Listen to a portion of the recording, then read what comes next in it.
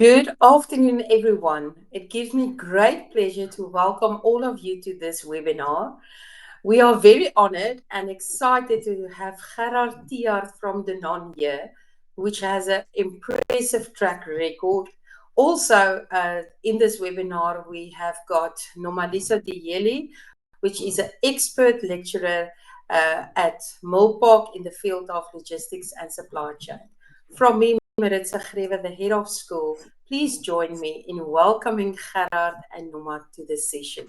Thank you, Noma. Over to you. Thank you so much, Maritza, for that warm welcome. Good evening, everybody. I am excited to be present in this logistics seminar.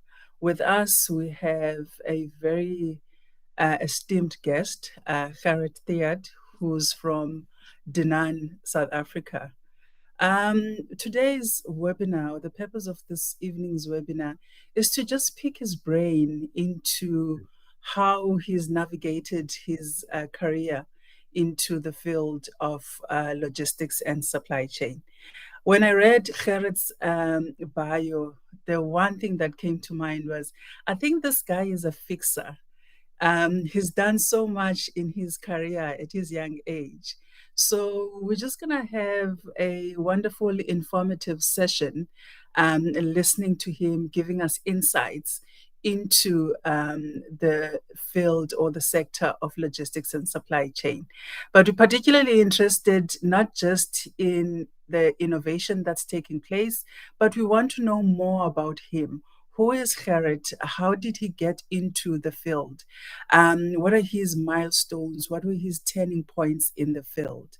So, Gerrit, over to you. Tell us about yourself, who you are, and what attracted you to the field of logistics and supply chain. Thanks, Norma. Thanks for the introduction, and Maritza for the opportunity to speak here at Milpark. I can definitely tell you that I was not as a graduate planning on entering the field of logistics. What I want to do today is maybe share with you guys a little bit my journey, but not really to talk about the journey itself, but rather to talk about how my experience that I've gathered throughout my career and the key things that I believe is key for young professionals to grow into senior roles and become valuable for companies as well as for the industry as a whole, and add value in the South African market and this economy of ours. Okay, so I'll quickly go through a presentation I've prepared.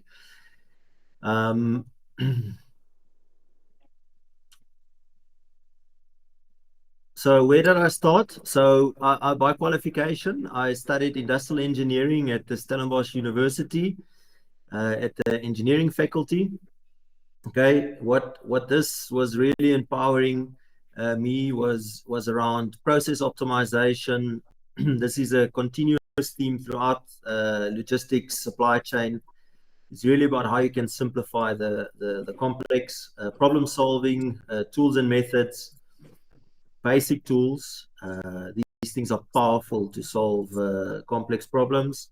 Lean concepts, Kaizen, starting from the Toyota guys and the typical concepts we learn in our textbooks. These I carried through my entire career so far, and as an industrial engineer, you start seeing how this can be applied in the corporate sector and in the public sector. Accounting principles, very important. At the end of the day, all companies, all individuals, the ultimate goal for companies is to make money. So this is the number one goal, and you need to understand how the accounting systems work and how they play a part in our economy. Supply planning methods, I won't talk too much about that. And then networking. So really important in logistics, in industry, in the corporate sector, the importance of people and having connections with people from an early age, all the way from university. I still have big network of university contacts. And all throughout your career, it's extremely important to keep a network. These are the guys that you end up relying on if you're stuck, if you need resources, if you need advice. Networking not only for peers, networking for seniors, people that can guide you, coaches, mentors. Important to identify and actually more recently, I've been much more deliberate around how I map my stakeholders and how I keep in contact with mentors, coaches, and peers. But then, then I went into my first job. This was at SAB Miller. This was as part of a master's thesis that I was busy with at the time. And this was around how to prepare a business case, specifically around return on investment for big corporates. Important skill. Again, money is what makes corporate South Africa turn around, and you need to understand which projects any company can invest in. Even if you look at logistics, important thing is you have to make the best decisions for the business. At the time, SAB owned a company called ABI. It's now called CCBSA, Coca-Cola Beverages South Africa. It's a bottling company for Coca-Cola. I went into manufacturing. So as an industrial engineer, this is sort of the core of industrial engineering, process optimization. I learned a lot about team dynamics. Again, without people, no company can function. So supply chains won't function, manufacturing plants won't function. You need people that are engaged. You need people that are happy at work. You need people that can deliver the numbers. I learned the importance of data availability. So this is becoming much more a topic these days. Yeah. How valuable data is, the accuracy of data, what you can do with data, the information you can provide, machine learning, artificial intelligence, all of this runs simply off data. So if you have data availability, the key is how can you simplify the data? How can you bring almost a simplified version with suggestions to senior management? Key skill. I then had the privilege to go into warehousing. This is now really into the supply chain. This is the first link to logistics at the time. This was my first role as a leader. It was a massive learning curve. Suddenly dealing with a team or managing a team of 50 plus people, from leaders to shop floor employees, whole new different dynamic. What I value about that experience is the power of what we called at the time short interval control. Okay, this is the power of just managing processes, people, and functions on set KPIs, giving them real clarity around what the expectation is, and then tracking this. People inherently all come to work to succeed. Okay, people want to make a success of their careers. People need to put food on the table. So no one comes to work to sabotage, to be negative. There's a reason for that type of behavior. So if you understand that people are always there to or come from the fundamentals of being engaged and delivering, it's just about giving them the clear expectation and then keeping them accountable for that expectation. Big learning curve, conflict management in logistics, in supply chain. This is a very important skill. Probably universities and technicons and the likes, they don't spend enough time on conflict management. As a leader of people, as a leader of processes, this is something that you deal with often. And I have to say that it's a key thing to learn early on in your career. I then moved to Danone, the company I'm at now. So 10 years of Danone so far. Amazing company. This was a sort of a breath of fresh air. The mission of Danone globally and locally is to bring health through food to as many people as possible. Now, as a mission, this is something that's easy to say. It's not as easy to action. Because, like I said earlier, all companies' number one mandate is to bring shareholder value and to put money on the table.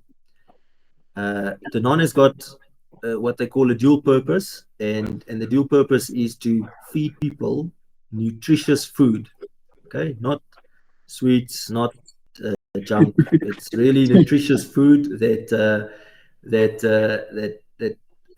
satisfies the needs of people, children. Danone in other parts of the world has got specialized nutrition, medical nutrition, early life development nutrition, waters, and all of these types of businesses that feed into this dual mandate that we've got. Maybe a bit locally. So I'm first going to talk a little bit about Danone and our strategy, and then I'll talk about my work and experience. Okay, so in South Africa, from a supply chain and logistics perspective, we've got one factory situated in Boksburg. It's called BBG.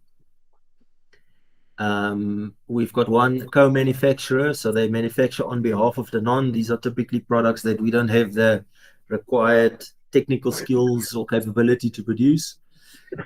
We source 300 materials from different suppliers. You can see 642 suppliers. 80% of them are local. This has been a big strategy for Danone over the last 3 years, sourcing local. Okay, again, in supply chains, and we learned the hard way, a lot of us as manufacturers, that during the COVID disruptions, if you import products, your supply chain is at risk. Okay, so to have local sourcing is extremely important and critical for business risk mitigation. And again, it also adds to industry within South Africa, so it keeps the South African industry relevant and up to date. 6 distribution centers. These centers keep stock. 6 satellite distribution centers, so we refer to them as cross-docking facilities. They don't keep stock, and we ship stock through them overnight to our customers. We service 5,000 stores, and these stores in turn will typically be what we know a Checkers, a Shoprite, a Spar, or they big distributors or wholesalers. And in turn, collectively, they service another close to 25,000 different moms and pops, spazas, superettes, and smaller stores. Danone from South Africa, from these 6 DCs, we also service as far north into Africa as the DRC, Charles Mauritius. So it's a big player into food security into Africa. We've got 13 farms locally. These are dedicated farmers that supply to Danone. 12,300 cows that we source from, and about 81 million liters of milk per annum that we consume into our products. Coming to logistics, the topic and my current responsibility is route to market. Okay, so I'll explain route to market just now, but from a logistics perspective and a supply chain, we've got the 4C strategy. This is a global strategy for logistics. It's centered around customers being number one and king. Okay, we need to be accurate and responsive. Cash, very important in the supply chain part of the business. Cost, and then our carbon footprint. Danone globally has a project called the Non-Impact Journey. Okay, and it's got 3 main pillars. Ultimate goal is that Danone as a business is committed to reducing 50% of our CO2 emissions by the end of this year. So it's quite a big commitment from Danone, and you can see it's part of the 4Cs, our global strategy. Okay, let's get maybe quickly just to Danone and some of the key learnings I've had. So I've been privileged to do a greenfields logistics network, cold chain in South Africa. It was 10 years ago when I joined the company. Part of the project team, we built warehouses, signed leases for trucks, employed staff, full national distribution network, uh, the skill of cost control and third-party logistics network management. So how do we manage the performance, efficiency, and customer service of third-party logistics providers? Okay, I dabbled a little bit in supply chain. So I went into supply chain planning, demand forecasting, customer relationships, and joint forecasting. Starting to step into the world of sales and commercial. And I think this is advice that I can give everyone, is customer's king. This is where your money, the customer sells onto the consumer, and it's very important that these guys and these business partners are treated with care. Okay, route to market. So this is the innovation bit I want to talk about, and maybe I'll bring this back a little bit to logistics in South Africa. In South Africa, we typically have quite a set standard for how logistics runs within the country. So there's a copy paste model that most people apply. Okay, and you sort of get stuck with all the players that there's no innovation and no new thinking that's being brought to the fore. So route to market is a field of study in logistics that really challenges the paradigm. So how do we get to our customer? Route to market is really answering the question of how do you actually service your customer's demand. There's many ways to do it. So it's through distributors, it's going direct, it's going through the retailers' networks, it's going in bulk, it's going daily, taking orders up front, taking orders only when you arrive, and almost doing a van sale. Many models that you can employ. Strategically, the question that industry in South Africa needs to ask itself is, how do we segment the best route to market for our different markets? South Africa's got a big retail market. Retailers own the bulk of the share of food sales within South Africa. But then sort of I don't want to say in the shadows, but sort of behind that sits a massive informal market that's untapped. Okay, when I say untapped, it's untapped through formal business in South Africa. If you go into informal markets, you will find the non-products. You will find Coca-Cola products. You will find bread. You will find all sorts of commercial products. They find their way there. The problem at the moment is it finds its way through very costly networks, which the consumer ends up paying for. Most of us would know that if you buy, I'm going to use it as an example. If you buy a Danone Nutriday on the street in Tembisa, it's per unit close to 50% more expensive than when you buy it in the ShopRite. Okay, now this is someone is taking that money. The consumer ends up paying for it. So there's an obligation for us to also get it to the consumer at the right price, especially in a country like South Africa. And I think that for me, this is the challenge we have as the industry, is that we overlook this informal market in our formal business, and we add too many layers of logistics and distribution for the consumer, the end consumer in the informal market. I recently moved to a global role. The global role is collecting best practice across the Danone world, different CBUs across the globe. we use some smart tools. One example here is LlamaSoft. This is a tool that calculates your total cost to serve to each and every point of sale. Again, back to the earlier point around data availability, data integrity. If you've got the correct data and you can show the correct, in this example, the correct cost to serve, you can start optimizing, you can start making decisions off this, and you can service your customers in the end a lot better. Okay. We also talk about governance structures, very important. This is linked. So once you've got the data, what do you do with it? How do you manage it? And how do you make decisions of it? Customer service package. So this is more around fit for purpose networks.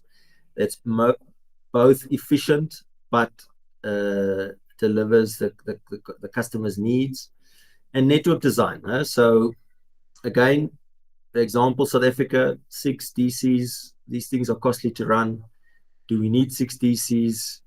Can we be more efficient, more agile, more just in time, through less distribution centers, carrying less stock, providing the customer with fresher stock in the end.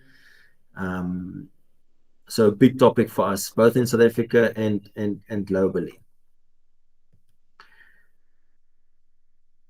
Okay, I think so. So that's what I wanted to share. All right. Gerrit, I want to take you back to your introduction, where you spoke about having 80% of your inputs sourced locally. The South African government is very big on localization, to such an extent that there are industries where there's incentives for localization. Tell us about your industry and your experience with regards to localization. We understand that fundamentally it's a skills and economy type of development strategy for our country. But what has been your response to such a demand? Look, in reality, I mentioned this earlier, shareholder value will always be a corporate's number one priority. Shareholder value in the end comes down to our lower cost model you can run and how much you can charge for your product. Okay, this is the reality of corporate South Africa. Okay, but within that context, you also have the obligation to run a sustainable business in the market you function in. Okay, so to your point is that more and more governments are requiring localization for absolutely the right reasons. Because if you source a product locally versus you import it, locally you create jobs, you create industry, you create skills, and this is as important that industry needs to realize. Now, this one is easy to say. It's not always easy to implement. I'll give you an example in Danone. So we use Danone being a global company situated in France.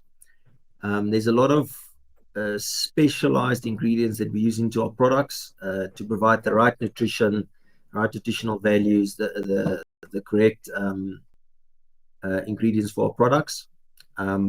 Now, often you would see that these products are made in specialized factories within Europe or China or the likes.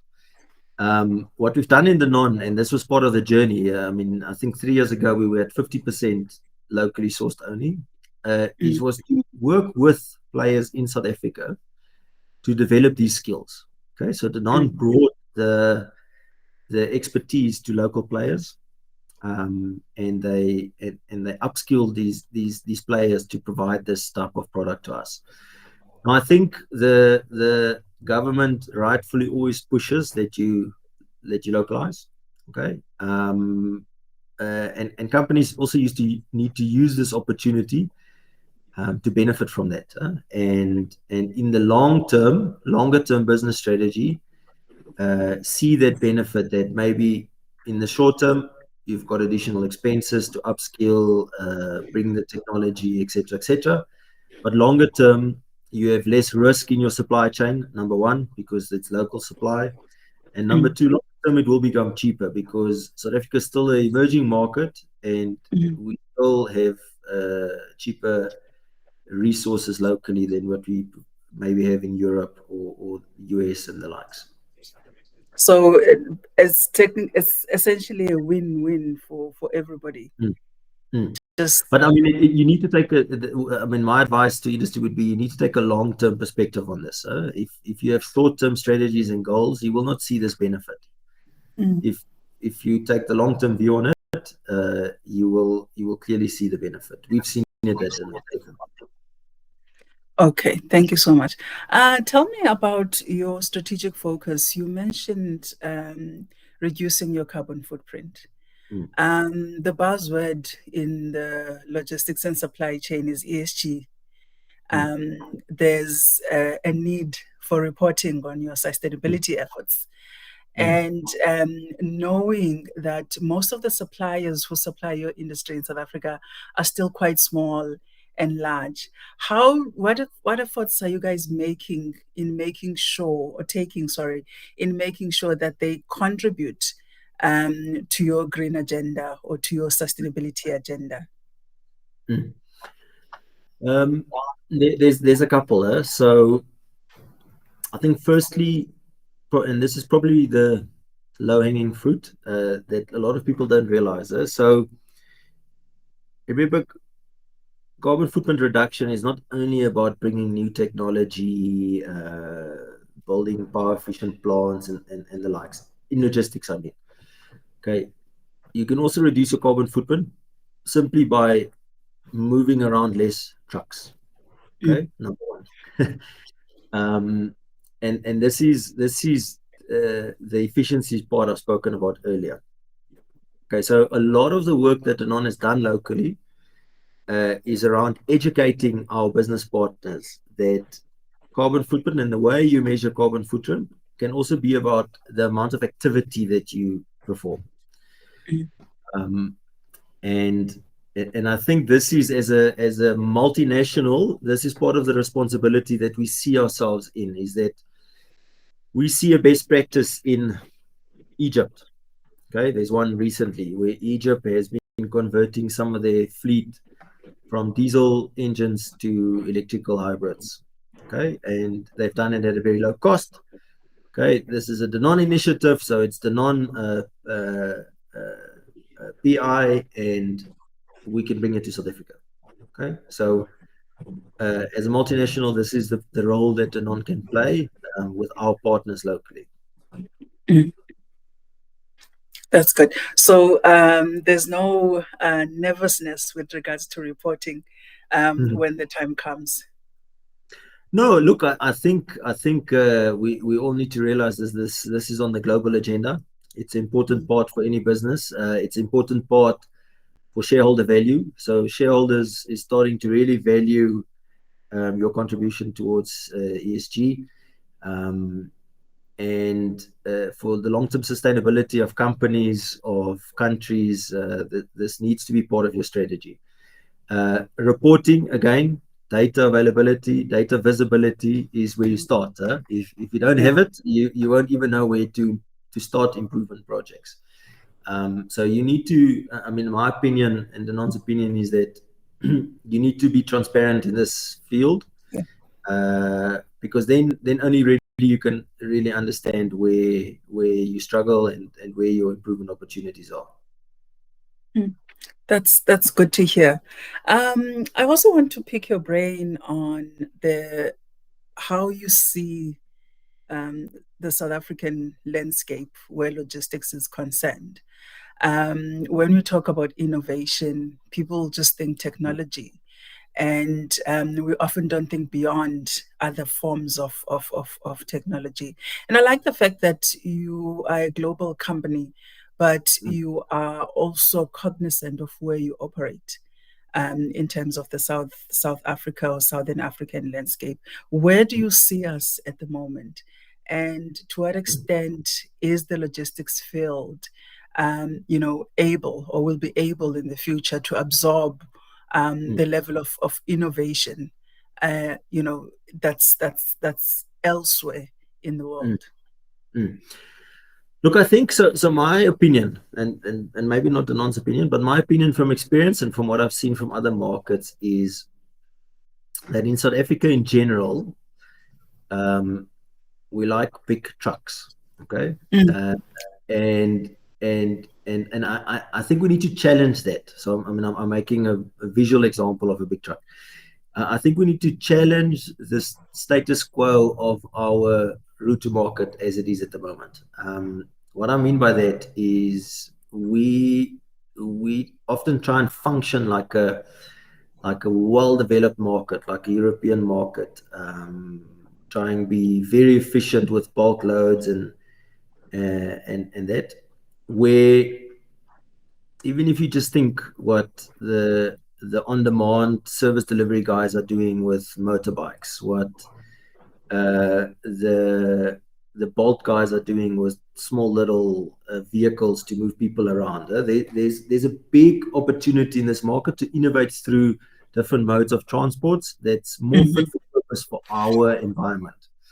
And I think we need to challenge what we think is appropriate in this market, and we need to go to other markets similar to ours, probably more, and learn from them. Okay, so I think we've got a mature industry.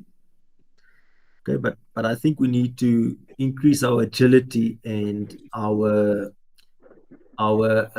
eagerness to learn from the developing markets, India, China, Morocco, countries that these are just countries that I've seen some of these things in, where they've got a lot better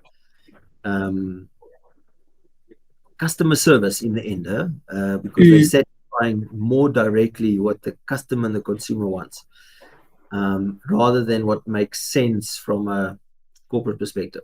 So I think the challenge in South Africa and the industry here needs to explore that field a little bit. Is we're good at bulk, okay, but we're not great at the last mile delivery. I quite agree with the multimodal approach. I don't think the bulk industry focuses on the South African dynamics, to be quite exact. We have rural areas, but in comparison to Southern Africa, East Africa, we're not as rural in terms of infrastructure. We can get to the customer. So it truly does require a multimodal approach. I would agree with you on that one. Another thing that caught my interest in your presentation is the journey that Danon has taken in terms of delivering to the customer. The route to market is, I would say, is not a strategy that is quite,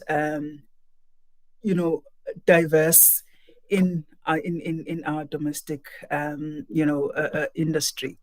So, what extent do you think South Africa or logistics companies in South Africa can benefit from such a strategy? I think so.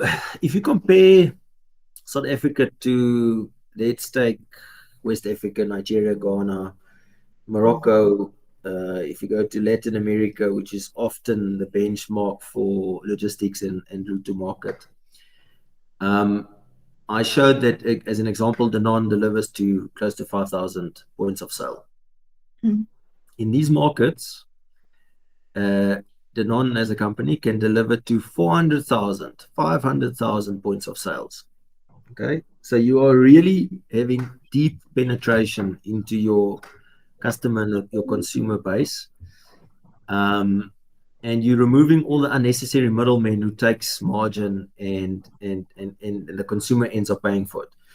So for me, I think we need to become much more deeply penetrated with our logistics to where our consumer is consuming our product. We need to rethink that our market is dominated by modern trade. But even if you look at modern trade and you look at retailers, where are they expanding? They're expanding into the informal market, and they're trying to get closer to the consumer. Okay, so clearly the retailers have seen this, and in the logistics, standalone logistics, and the manufacturer side, we've not really come to the party in that.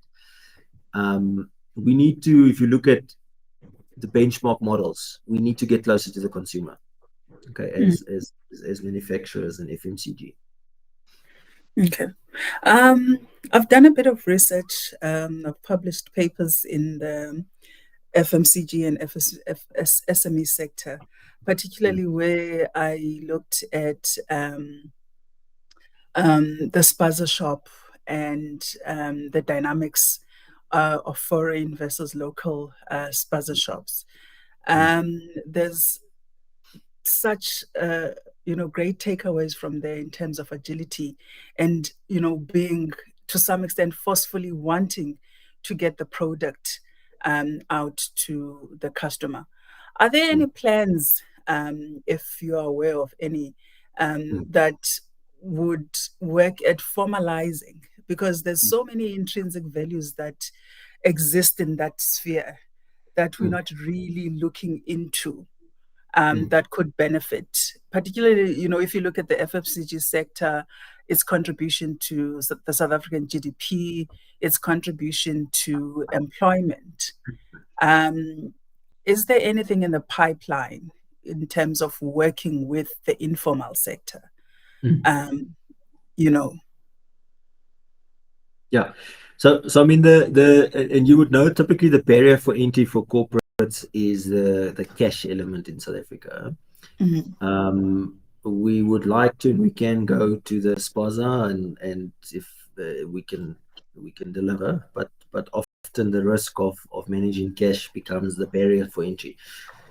Now, the strategy Danone specifically is employing, and the strategy that I've seen other manufacturers successfully employing, is that you partner with a distribution partner, okay, but it's not the type of partnership where you simply appoint someone to do logistics on your behalf. This is a partnership where you bring the Danone knowledge of supply chain logistics, of your understanding of the consumer, the customer, the competitor that the distributor will deal with, and you really work in close partnership with these guys to expand into the informal trade. Danone is currently, I think, 12 months in a project in the east side of Johannesburg, so the mostly Tembisa area, where this is really going extremely well, because I think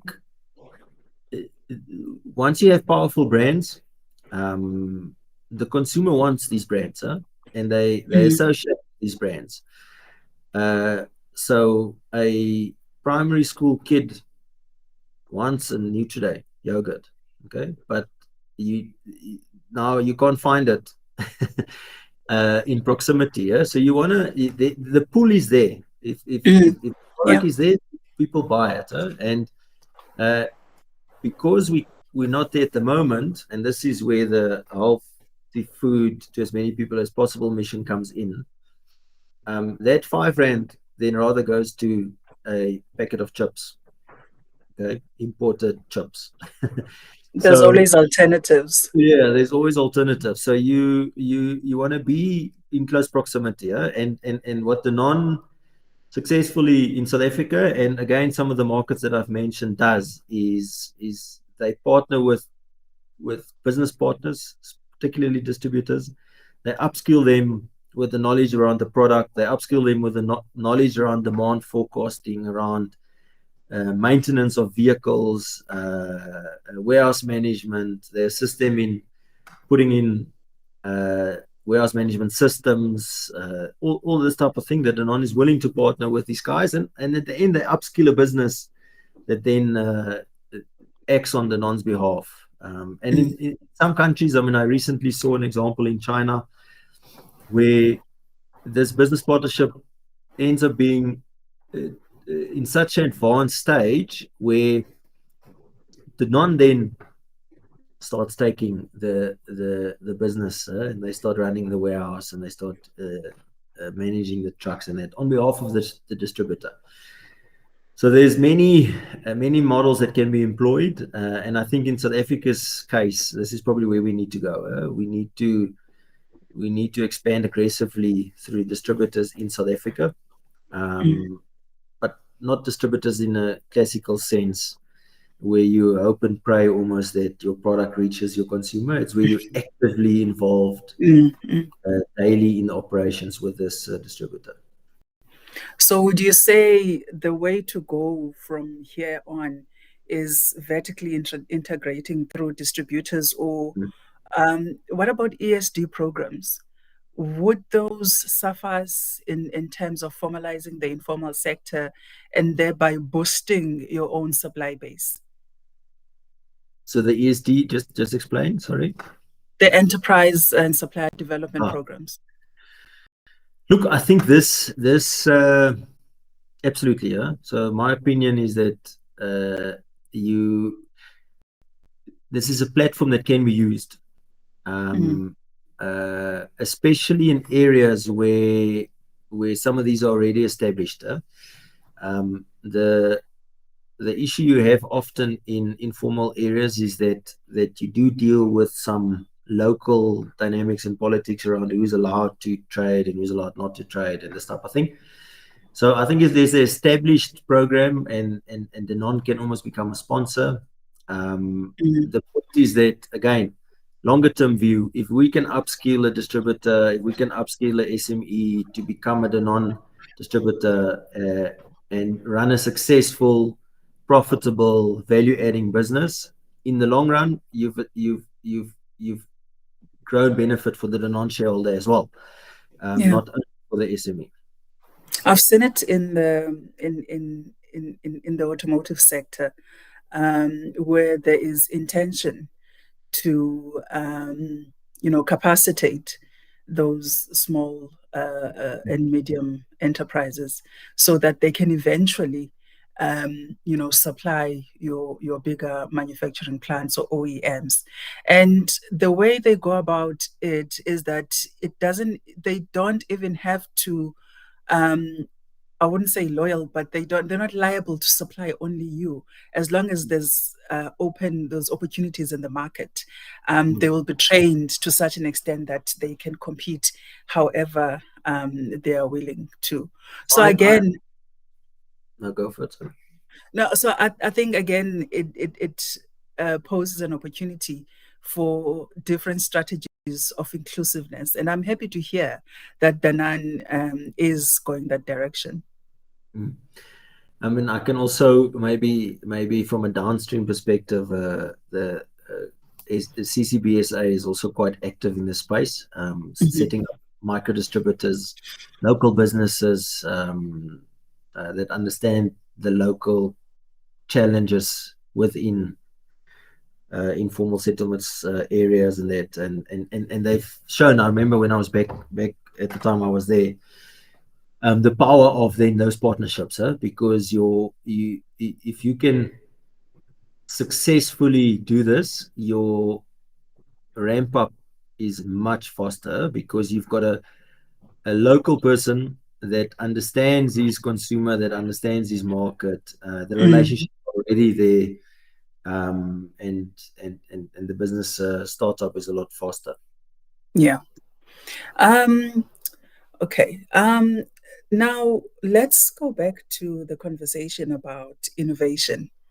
And you mentioned the importance of data in running a successful, logistics strategy. Milpark is busy with developing curriculum for logistics and supply chain. And one of the things we want to do, a module we're going to work on, is data analytics. We've seen the importance of organizing data, cleaning up data. I just having a thought pop in, because I remember at some point I was teaching myself how to clean up data using Power BI and all of that. Looking at the challenges that we often have with technology in South Africa, or with access rather to technology in South Africa, how would you advise corporates or corporations to embed technology in terms of data, analyzing data in their respective markets? Look, so in my experience, there's probably two key fundamental things here. So the first one is the integrity of the data. So often businesses have lots of data available, okay? Lots and lots, and there's almost like businesses become overwhelmed with the amount of information. Then what happens without a very clear strategy around data analytics and reporting and data management, different versions of the truth starts to emerge, because this department has got a data analytics and reporting, and this department they pull from the same data source, but the reports say different things. Simple things like plan versus actual in the factory, sales out for the day, and the moment you have conflicting data, you lose trust in the data. Okay, so for me, the key fundamental advice is that make sure that your master data program, that your data integrity, that there's a clear strategy, because if not, then the analytics, the visualization, and in the end, the management decisions become compromised. The second point then is around have a clear strategy around how you want to use this data. And I've seen personally Danon go through this journey of Excel-based reporting through to Power BI reporting. And if you crack the strategy, and it can be any different tool, but if you've got a clear strategy, your quality of decision making and your pace of decision making increases exponentially. And this is what you want to have: a small company, big company, large companies. Quality data presented in the right way definitely enhances the company's ability, agility, and the decision making quality. So that would be my advice. That's quite mindful. Maybe you also mentioned innovation. So for me, the next step as well, and this is more in supply chain, the use of artificial intelligence. It's a buzzword, but to be honest, in demand forecasting, in understanding of your sales patterns, artificial intelligence or machine learning plays a massive role and can add massive value. And I think there's a field of study that Milpark, as an example, can play a role.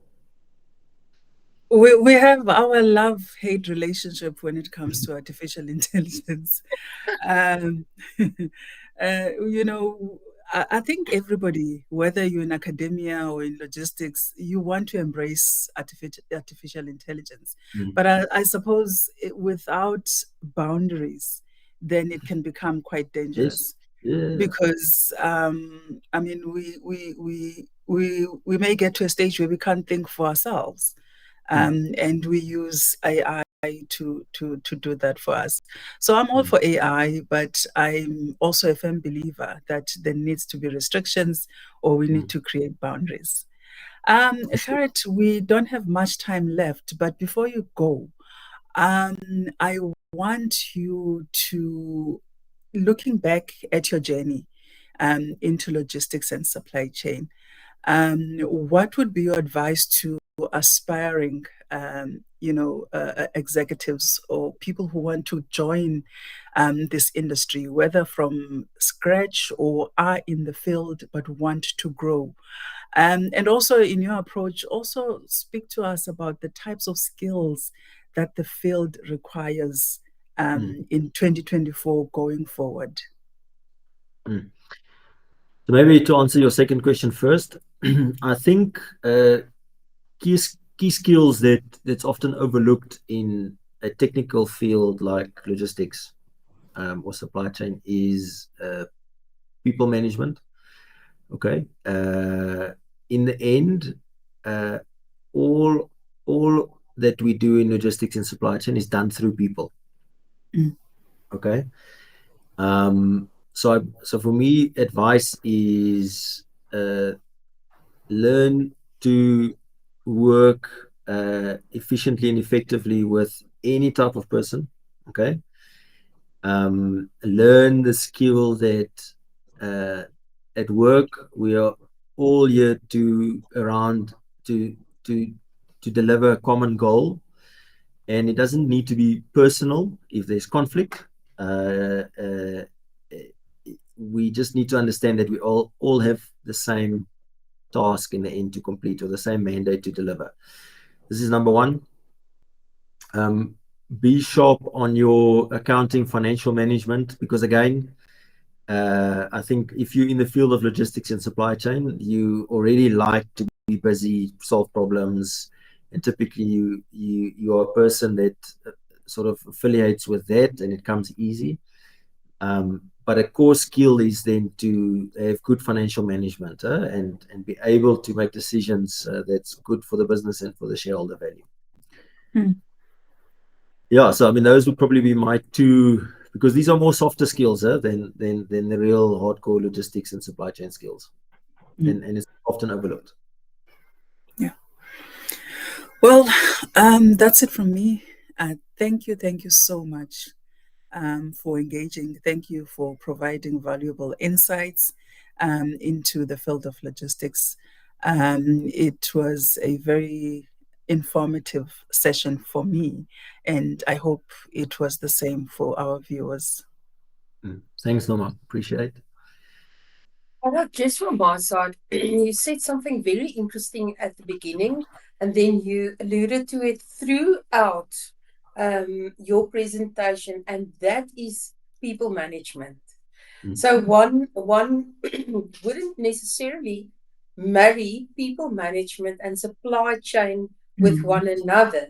But I think it's so important what you also said now to our young aspiring people who wants to go into the logistics and supply chain, relationship building, valuing one another, respecting one another, that true values is so important in this industry. I think each and every industry, but specifically if you're trusting your distributor, and you know that is so important to have that people management skills. Yeah, for me it was absolutely also very interesting. Normally, so thank you for all of the insight that you also brought here. Gerrit, thank you very much. It's always a pleasure. But before we go, there's one question that were listed. So, Gerrit, from your what are your thoughts on companies that that bring in products from overseas and dump them into South Africa for a cheaper price? What's your thoughts on companies doing that? Yeah, so I mean, I know there's lots of industries in South Africa that struggle with this. I mean, in the news, you often hear about the poultry guys talking about it. Look, my thoughts around it is that in the end, we are in a global competitive market.